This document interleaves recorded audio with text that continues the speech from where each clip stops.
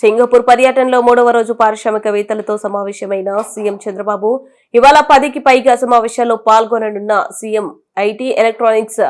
fintech రంగాలకు చెందిన కంపెనీల ప్రతినిధులతో వరుస సమావేశాలు, క్యారియర్, విల్మార్, టీవీఎస్,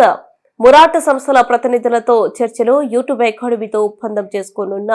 రాష్ట్ర ప్రభుత్వం, సింగపూర్ అధ్యక్షుడు ధర్మన్ షణ్ముగరత్నం, మాజీ ప్రధాని